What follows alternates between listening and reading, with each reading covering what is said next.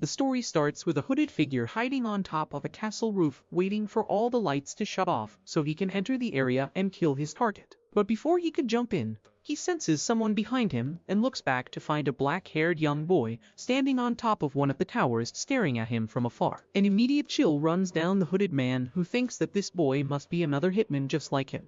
But on a closer look he realizes that this boy is none other than the legendary silent assassin known for his overpowered abilities. The hooded man realizes that there is no hope for an escape and he must fight his way through this, so he immediately runs to get a better angle and throws a bunch of sharpened metal spikes at the silent assassin. Unfortunately for him though, the assassin is too quick and dodges the attack effortlessly before running straight at the hooded man. The man pulls out his dagger and tries to end it in a single thrust. But the black-haired boy manages to block and deflect the attack with his own dagger in the blink of an eye. They go back and forth on the rooftop before their boy expertly disarms his opponent. The hitman is not going to go down so easy, though, as he again throws a bunch of spikes, which the assassin dodges. But this creates an opening for the hooded man to strike. Unfortunately for him, the black-haired boy already thought this through and slips past the attack, appearing behind him. The hooded hitman starts getting desperate as he realizes that the power difference between them is enormous and tries to throw everything he's got at the younger assassin. The boy, however, stays calm, deflecting and blocking every single slash and strike that the hitman threw at him, even blocking his secret hidden shoe blade. With that, the hitman is left without any tricks in his bag, while the assassin simply stabs him in the arm before breaking his legs, leaving him on the ground. The hitman can't believe how effortlessly the boy handled him, but accepts his defeat as a sword falls from the sky, ending his pain forever. With his competition out of the way, the assassin enters the room of his target, who is sleeping on the bed without any clue of the danger he is in. He strengthens his resolve once more and brings up his dagger to stab the target, completing his mission. Just a little while back, this deadly assassin was a normal, lonely teenager named Akira from Japan who went to high school and preferred spending his time by himself, reading mangas on his phone. Most of his classmates never cared about him. But one fateful day, a sudden tear in their reality happens and him, alongside all of his classmates, gets transported to a completely different world in the middle of a court. They all get scared, wondering whether it is a dream or some kind of a prank, when an old mage arrives through a door, claiming that the royal majesty would like to have a word with them. None of them understand what the hell is happening, while some think that this is some kind of a costume party. But soon the king enters the room with the princess and welcomes them to the new world, where they have been called by a special magic ritual. The king immediately gets down to business, claiming that he is the ruler of the biggest human kingdom, which is currently under the threat of an attack from the demons. He claims that only a hero from another world possesses the true power to defeat the demon lord once and for all, otherwise they all will be doomed for death and destruction. The mage then moves forward, claiming that they need to find who the hero is, and instructs everyone to move forward and place their hands on the magic crystal one by one. One of the excited boys goes ahead first, placing his hands on the crystal only to reveal his status, which turns out to be nothing but an animal trainer. He seems disappointed, but the mage tells him not to worry since he still has the stats far beyond the reach of any normal person. One by one, the students learn their status, as some become mages, some knights, and some become healers. Akira notices something odd, though, as everyone seems to have the starting stats of 180. Whereas his stats as an assassin are 10 times that at 1800. Finally, the next boy, named Sano, moves towards the crystal ball, and is revealed to be the hero among them all with starting stats of a 1000. The old mage congratulates him, claiming that the starting stats of every single person is sealed at maximum 500. But since he is a hero, his stats are double that. This proves that something is wrong with Akira's stats, as his stats seem to be nearly twice that of the hero himself. Everyone cheers for Sato since he is the most popular guy in the class, while one of Akira's classmates pushes him to reveal his stats to everyone as well. Akira thinks about the situation that they are in, and considering that they know nothing about this world or how it operates, he feels like it's stupid to reveal such an abnormal number, and he should first get more information about it. With everyone's stats sorted and the hero revealed, the old mage claims that they will all be given weapons and other equipment according to their classes and sends them off to their rooms for the night. While returning back to their rooms, he also notices a hidden camera, which means that these people are monitoring them, which is definitely fishy.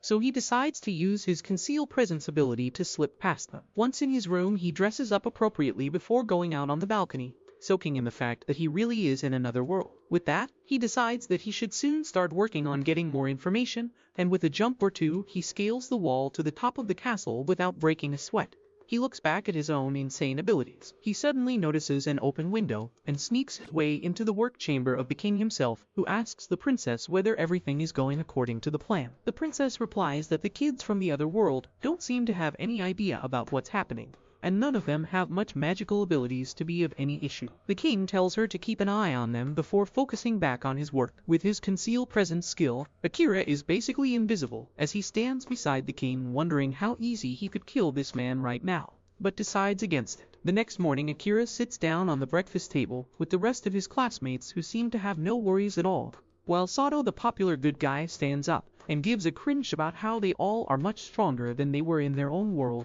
so they should all focus on helping the people of this world with their abilities and fight against the demon lords just as the king instructed. Everyone in the class echo their agreement with the stupid plan, while Akira contemplates whether he should reveal what he has discovered, since these idiots are assuming that the king and the princess are their allies. After breakfast, the students are all assembled in the training ground, where the Lord Commander of the Royal Army named Saren introduces himself and claims that since they are all newbies, he would be helping them train so that after a month they could go down a dungeon and actually test their abilities. Sato immediately rallies everyone, claiming that they will do their best, while Akira is still concealing himself and silently observing the circus from afar. He decides to go on his own to get some more information, but to his surprise, he gets followed by Saren, who hands over the class to his Lieutenant Gil. Akira wonders whether his conceal presence ability wore off or has a maximum duration to be active, but Saren simply smiles, claiming that he doesn't need to worry as his abilities seem to be working fine. He reveals that he himself is gifted with mystical eyesight, which allows him to see the difference in temperature. So basically he is a walking thermal camera. Akira gets on edge and puts his hand on the blade, asking whether they are going to have any trouble, but calms him down, claiming that he has no intention of outing him to the king or the princess. Akira is still skeptical and asks whose side he is actually on, but Saren replies that it's much more complicated and can't be explained so easily. Realizing that he is not lying, Akira lowers his guard slightly and mentions that he wants to visit the library to gain as much information as possible. When Saren asks what level is his conceal ability, Akira reveals that it's already maxed out, which is pretty crazy, but the rest of his abilities are only level 1, and he has no idea how to increase it. Smiles, claiming that he can help him with that, since he will not get what he wants from the library anyways. Akira wonders how much to trust him, but he can't deny the fact that the thought of getting stronger isn't exciting. He controls his emotions and asks Saren how exactly does he get back home, but Saren replies that even he has no clue about that. But he knows that Akira needs to grow as strong as possible, since he can only find a way to get back home if he stays alive. Akira claims that he doesn't like taking help for free, so Saren replies that to pay him back, Akira can tell him more about his own world. This seems to do the job as Akira shakes hands with Saren, the first person in this world he decides to trust. Soon he starts learning about other races in this world like the Beast People and the Elves, who have their own separate continents. He also continues to train his physical and mental abilities, claiming that training is the only way to level up his skills and get better, while his class also trains separately under the tutelage of guilds. One evening he goes to meet with Saren as he finds a book, which he is sure is written by the Lord Commander. Saren grabs the book and smiles, claiming that it is indeed a plan to overthrow the king written by him and disguised as a cookbook. Saren reveals that the king is a broken man beyond repairs who is going to do something really crazy in order to change how the world operates, and Saren can't let it happen. At the same time, he is the commander of the royal knights who have a holy duty to protect the king. Akira understands his problem and reveals that he had the opportunity to kill the king the very night they were summoned here, but he couldn't bring himself to use his dagger. Saren replies warmly that he made the right decision, as just because he's an assassin doesn't mean that he has to commit murders. Finally, a month passes by and the heroes are all ready to enter the dungeons and are greeted by almost all the city, clapping and cheering for them. In the distance, however, Akira notices a hooded girl glaring at them, so he uses his skills to appear behind her, catching her off guard. He asks why is she staring at them with such rage, and the blue-haired girl replies that everyone in the city is hailing him and his mates as the heroes, but she knows the sacrifice which was made in order to summon them here. Akira admits that he has no idea about any sacrifice, but just like an NPC, she tells him to figure it out by himself and moves away. Soon they enter the dungeon where monsters are appearing from every corner, and every single stone seems to be a trapdoor revealing even more monsters. The students all look tired and weak, while Akira wards off as many attackers as possible, Before asking Saren whether they should return, Saren replies that they have done well enough for the day and uses his divine skill to clear a path in front of him. Gil instructs them all to run towards the exit, but they all find themselves still underground and blocked by a bunch of monsters. Suddenly, the cringe Lord Sato remembers the smoke bomb the princess gave them, claiming that this will ward off the monsters, so he throws the bomb towards them. But to his horror, Umber emerges from the smoke. Gil arrives at the scene, shocked to see a minotaur at the upper floor, as they are supposed to be much deeper in the dungeons. Akira immediately jumps into action, dodging the blow, and jumping on top of the minotaur, stabbing him in the head, but to his surprise, his dagger snaps into little pieces, forcing him back. Sato stays on the ground, too weak to lift his sword, but Akira tells him to stay back as he is supposed to be the hero who defeats the Demon Lord. Commander Saren arrives at the scene, realizing how bad of a situation they are really in when Akira suggests he use his special ability and leave the rest up to him. Saren tells him that it could be dangerous, but after seeing the resolve in Akira's eyes, he decides to go ahead and cast the spell. Immediately, a huge lightning bolt shocks the Minotaur while Akira positions himself behind the monster, ready to strike. Akira activates his shadow magic and sends sharp spikes made of pure darkness towards the Minotaur, who is still struggling with Saren's lightning bolt. However, the Minotaur manages to break free of it soon and targets Akira,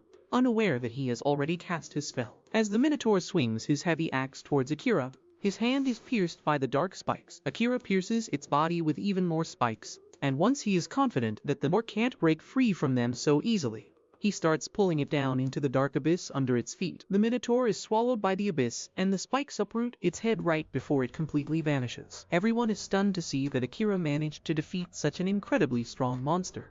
But then suddenly, his powers go out of control. Everyone panics as he tries to retract the shadow spikes, but luckily, Saren steps up to help him calm down. Thanks to his guidance, Akira manages to regain control of his power, deactivating his shadow magic. He feels lucky that he is still alive, and Saren tells him that he really exceeded his expectations today. Once they return from the dungeon, Saren thanks for saving everyone's life, but he doesn't feel that he deserves all the credit. He says that without Saren there to back him up, he couldn't have defeated the Minotaur, especially because he hadn't been able to cast shadow magic properly in training. Saren remarks that it is the first time he has heard about an extra skill called shadow magic, and he agrees that Akira can barely control the spell right now. He warns him to be careful about using it the next time, and then decides to give him a samurai sword that the first hero forged himself. Akira takes the sword and asks Saren why doesn't he give it to the current hero instead of him, and the commander replies that Sato already has the holy sword. However, the bigger reason is that Saren stole the sword from the royal treasury,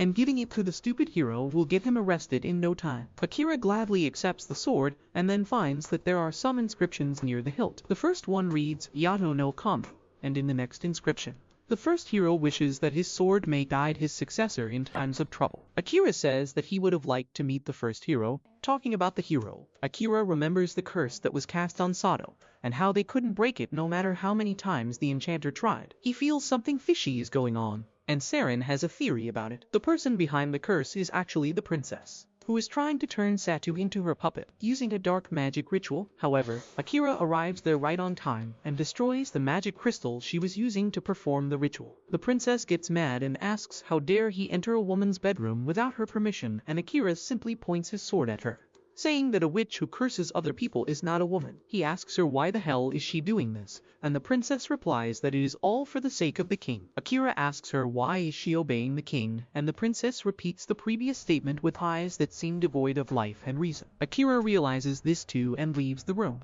But the princess has more magic crystals that she plans to use to curse the rest of the students. Meanwhile, Akira takes the crystal to Saren's place and tells him that he was right about the princess cursing Sato. Seems like it is not a new thing because Saren remarks that she has not yet given up on her evil acts. He asks Akira if he showed his face to the princess, and he affirms, saying that he wanted to have a proper conversation with her, but she was not very good with her words. Saren replies that the princess is no more than a puppet for the king right now, and then tells Akira to not sleep inside the palace tonight. Akira is curious about the reason, and Saren explains that the princess can curse anyone, but not him since he never revealed his status to her. That means she will try to get him killed instead, and Saren wants him to stay away from the palace. Akira asks if he is not going to scold him for carelessly showing his face, and the commander replies that teenagers are supposed to be impulsive and reckless, and it is the duty of adults like him to cover it up. The next morning, Akira wakes up to a commotion coming from the palace, and once he reaches there,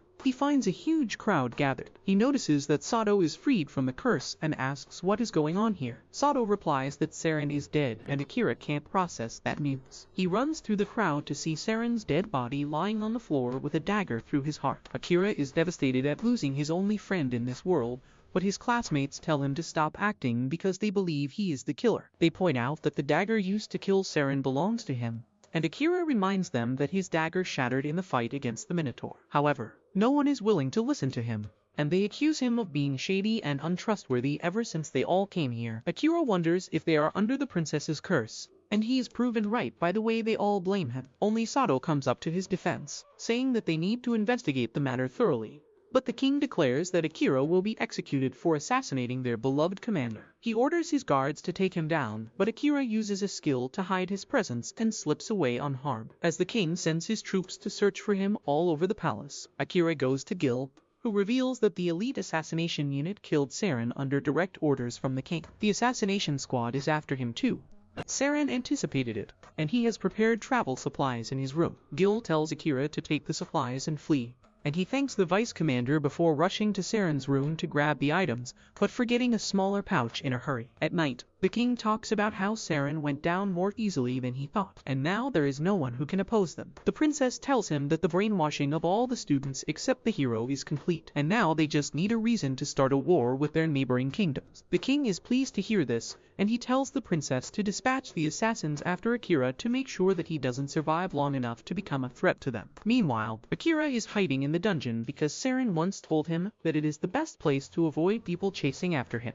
But the only thing it lacks is clean drinking water. The dungeon is also the best place to level up and improve one's skills, but most people don't do it because it is too dangerous. Saren had warned Akira that even his presence concealing skill won't protect him from high-level monsters who have incredibly sharp senses, but if he levels up enough, he'll be able to erase his scent and even his body temperature to fool almost anyone. Following his words, Akira begins going deeper into the dungeon, fighting powerful monsters like flame hounds who explode upon dying. Akira remembers that Saren once told him about the special skill that everyone receives after reaching level 100, and how it makes them really stronger. Defeating the dungeon bosses is the quickest way to get more experience, but it is also a life or death battle that he cannot run away from once it starts. Akira is determined to grow strong quickly at all costs, and after defeating the flame hounds, he enters the boss room where a gigantic demon lion is waiting for him. The lion monster immediately starts attacking him and Akira dodges everything, but he doesn't notice that the monster's tail is a snake that can spit venom. As he is caught off guard by the venom,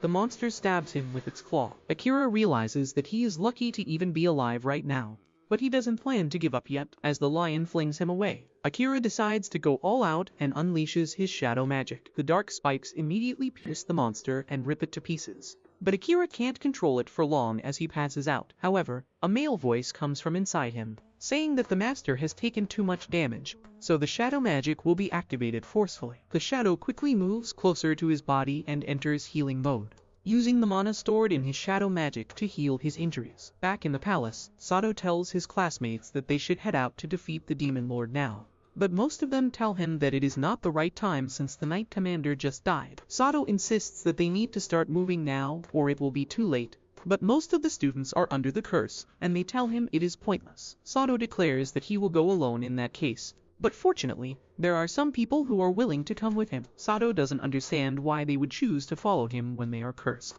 but they are confident that they have gotten over their curse. The enchanter says that she has been able to differentiate between cursed and normal people, and she is sure that everyone here is free from the curse. The tall swordsman Asahi takes credit for it, saying that he vaguely remembers cutting some strange crystals in an unknown room. He doesn't remember how he got there or how he found a samurai sword, but ever since then, few students were free from the curse. Turns out, it was Gil who made that happen. His skill suggestion is more powerful than any curse when it comes to making his target do just one simple action. He is glad that he could save at least a few students because that was Saren's last order, and now he can only wish them luck for their journey. Meanwhile, Asahi thinks that they need to team up with Akira as soon as possible because he was the only one who knew the truth when they were all cursed. He remembers the time from the real world when he found Akira working a part-time job at a railway crossing. Akira asked him to keep it a secret because he didn't want his classmates and little sister to find out about his job. And Asahi had no issue with that. As they started talking about their sisters, they learned that the girls were best friends, and that gave them a reason to be on good terms with each other. Back in the dungeon, Akira wakes up dreaming about the incident too, and he wonders if Asahi is safe. He suddenly notices that his body is feeling a lot better than it should, and opens his status to find that his stats have gone up, and his HP is back to full. Not only that, his shadow magic skill has leveled up even though he used it only once, and he can't understand how all that is possible. However, he doesn't have time to think about it and decides to keep going deeper into the dungeon. He soon reaches the 75th floor of the dungeon, and a slime monster immediately attacks him. Akira is surprised to see a slime on lower floors and immediately slashes it, and surprisingly, a pretty elf falls out of the monster's remains. Akira is confused by it, and he decides to use the skill called World Eye that he never got the chance to use before. The moment he uses the skills, he sees a lot of horrifying things that almost make him throw up. But he cancels the skill before it can overload his mind with new information. Just then, the elf girl Amelia wakes up and Akira asks her if she is alright. She replies that she is fine, but Akira doesn't trust her, because he saw her status earlier and found that her HP had dropped to just 2% earlier. He also knows that Amelia has the World Eye skill too, and she has already used it on him. She calls him by his name and asks what this place is, and he tells her that it is a dungeon where he is trying to level up. He then starts lecturing her about how it is not good manners to spy on other people's status, but she suddenly collapses into his arms. Akira finds that she has a fever, and he brings her up to the 69th floor to recover. Amelia is startled as she wakes up, but Akira tells her to drink water so that she stays hydrated. He gives her porridge to eat after that, and she asks him why did he bring her all the way to the 69th floor from the 75th floor. Akira replies that this was the nearest floor with a water source, and then asks her to get some rest. She thanks him for saving her, and then reveals that she is a princess. But Akira doesn't really care about that. Soon after that, Amelia fully recovers and joins Akira on his journey as he reaches the 80th floor of the dungeon. She uses her gravity magic to assist him in battle, but he is not really happy with her following him into danger. Amelia tells him that she is going the same way, and then confidently declares that she is strong enough to look after herself. Akira has no choice but to take her along now, and soon, they enter the boss room where they find a terrifying dragon ready to kill any intruders. The dragon immediately breathes blue flames towards them, but they manage to dodge it. Akira hides his presence while Amelia presses the dragon down with her gravity magic, giving him the chance to attack. However, the dragon sees him coming despite his invisibility spell and hits him away. Amelia yells at Akira that the dragon is sensing him through his mana and asks him to blend it with the surrounding mana. Akira has not learned how to do that yet, so he decides to fight like he always has. He activates shadow magic and sends a single dark spike towards the dragon, scratching its face and forcing it to change trajectory. Using this chance, he stabs the dragon's eye with his sword, bringing it down. Amelia is really impressed with his reckless fighting method, but as she is about to ask the details about his powers, the dragon's body starts glowing, astonishing both of them. The dragon transforms into a giant blue cat, and neither Akira nor Amelia can understand how that is possible. Amelia uses her World Eye skill and finds that the cat is a shapeshifter, which is how he transformed into a dragon. It all makes sense to her now because a real dragon would have been much more durable than the cat. Akira is impressed by how easily Amelia can use her World Eye, and she asks him why is he not using it himself. He remembers how his brain almost split apart the last time he tried using the skill, and he believes it was because his level is too low to use it properly. However, Amelia believes that Akira is rejecting the skill, which is the reason he is having trouble with it. Just then, the black cat wakes up and starts talking. He is disappointed that he was defeated by a human and an elf even though he was transformed into a dragon just for fun. Akira is dumbfounded on hearing the monster cat talk, and he gets offended by his reaction. He tells him not to lump him with other low-level monsters that are driven purely by instinct, because he is a being of superior intellect created by the Demon Lord himself. Akira replies that it doesn't make any difference because after the last hit, the cat won't be able to fight back. The black cat doesn't care about dying, but he has a message for Akira before he dies. He stands up and begins radiating a menacing aura, telling Akira that the Demon Lord waits for him in his castle situated deep within the demon continent of Volcano. That message makes Akira suspicious, and he asks how does the Demon Lord know about him, and why does he want him to come to his castle? The Black Cat replies that the Demon Lord is a being far beyond his understanding, so he can't tell him anything else. He then lies on the ground, telling Akira to kill him, but he refuses. The cat tells him to stop pretending to be cool because humans consider all demons and monsters their enemies, so it makes sense for him to kill him already. Akira doesn't agree with him because for him, the true enemy is the king, and he doesn't believe his words that demons are their enemies. However, Amelia reminds him that the door of the boss room is not going to open unless they kill the boss or the boss kills them. The Black Cat agrees with her, asking Akira if he is planning to starve to death here. He asks the reason why he doesn't want to kill him, and his answer is simple as well as astounding. He replies that he is a cat person,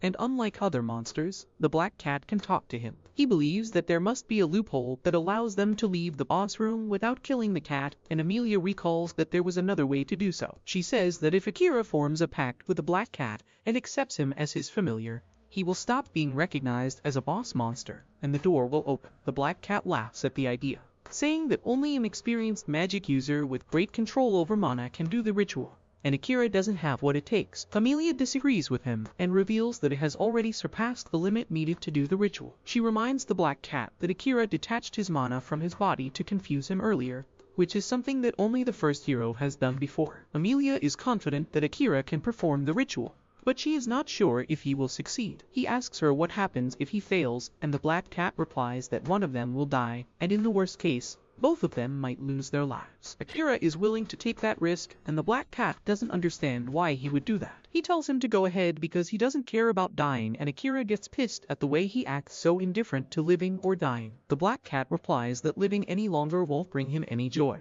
and Akira decides to talk sense into him later. He asks Amelia how to conduct the ritual, and she reveals that the first step is to give the cat a new name. Akira names him Night because of his beautiful fur that reminds him of the night sky. The cat doesn't react to the name, and then Akira moves on to the next step, which is pouring mana into its paw. Amelia warns him that there is no turning back after he starts pouring mana, and if he fails to control the cat, he might lose his life. Akira is confident that he will succeed, and as he starts pouring his mana into the cat's paw, he feels a powerful wave drowning him. He realizes that this is what's inside the cat. But then suddenly, he finds himself falling towards a burning city. Akira is horrified when he sees the gruesome sight, and then he notices Night rampaging through the city, killing anyone who tries to escape. He tries to stop Night, but he attacks him with his dark mana, dealing serious damage to him. As Akira gets back on his feet, Night tells him to stop hesitating and kill him, because that is the only way he can get out of this place alive. Akira still can't bring himself to attack the cat, so Night starts attacking again, hitting him with his powerful claws. The damage Akira takes in the dream world begins affecting his body in the real world as well, and he finally decides to fight back. He throws his dagger at Night, who easily deflects it, and then begins charging his dark power to quickly finish the battle. Akira charges towards him, but instead of attacking, he lets himself get stabbed by Night's claws. The Black Cat is dumbfounded by his action and asks what the hell is he trying to do. Akira replies that he doesn't want to kill him, and he knows that Night doesn't want to kill anyone either. Night replies that he is a monster, and even if he is intelligent, his instinct keeps telling him to kill anyone in his way. Akira knows that Night is sick of killing others, so he says that he doesn't need to fight against his instinct by himself anymore. He holds his claws, promising to watch over him and make sure that he doesn't have to do something like this ever again. Slowly, the dream world begins to vanish, and as Night begins trusting him, he turns into a normal-sized cat and finds comfort in Akira's arms. The sun rises in the dream world, turning into a reflection of the peace that Night is experiencing in Akira's arms. With that, Akira returns from the dream world, and as soon as he realizes that the pact ritual worked, he touches Night to confirm it. A golden mark appears on the back of his hand, and then the red mark on Night's forehead turns golden as well. Amelia explains that this is the mark of the pact being successful, and now Akira's soul has been linked with the cat. Night wakes up too and remarks that now he is curious to see how far Akira will go. He accepts him as his master and swears his life in his service. Amelia introduces herself to him after that, and Night replies that as his master's companion, she has his respect too. Just then, a magic circle appears on the floor, signifying that the boss has been defeated, but Akira seems to be lost in thought. He says that he would like to move to the next floor already, but Night is wounded. Night replies that the door will remain open until they use it. so there is no need to hurry. He decides to take some time to recover, and Amelia suggests that they use this time to know each other better. Knight immediately agrees with her, and Akira is low-key surprised by how quickly he changed his personality. On the other hand, Sato and his party reach the country founded by a hero who was summoned from Earth just like them. And they are awestruck when they see that the country looks exactly like historic Japan. Everything there feels familiar, and they start relaxing before discussing their future plan. Sato says that the first thing they need to worry about is their funds because they are 1 month away from being broke and homeless. One guy recommends becoming an adventurer because that is the best job for them, and Sato agrees. He then moves on to the next topic, which is information gathering. He suggests they find someone who knows a lot about this world and also search books with valuable information. Another boy sighs, hoping there is a book that can tell how to go back to Earth.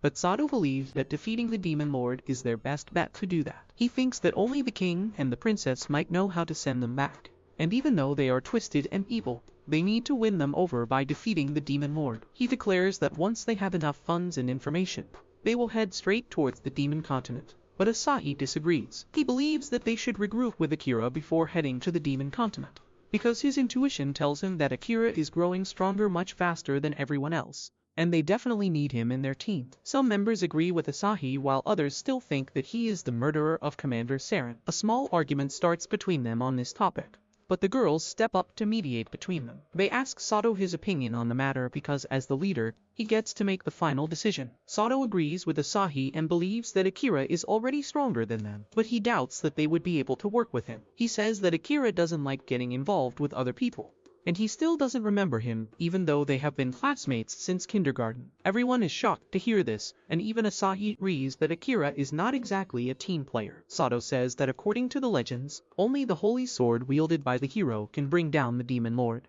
so he needs to become strong enough to do his job. He believes that even if they find Akira, he won't agree to work with them if they are too weak, which is why he decides to wait for him in his country while all of them work hard to increase their strength. On the other hand, Amelia is telling Akira and Knight about her past. She was driven out of her country by her own sister, and her men were hellbent on killing her. They cornered her near a cliff, and she used her gravity magic to fall into the river below that swept her away to safety. However, she was wounded and tired, and a black slime took advantage of her weakness to swallow her whole. The next thing she knew was that she was in the dungeon and Akira had just rescued her. Akira pities her on hearing the story, but Knight finds some loopholes. He remarks that slimes don't eat people, and even if one had eaten Amelia, she would have been digested by the time she was rescued. She doesn't understand it either, but she is grateful to the slime that brought her to Akira. Akira tells her that she should go back and try to sort things out with her sister, but Amelia has already given up. She feels that she can't confront her sister, but Akira says that things will work out somehow because they are family. He says that he has a sister too, and even though she is cheeky all the time,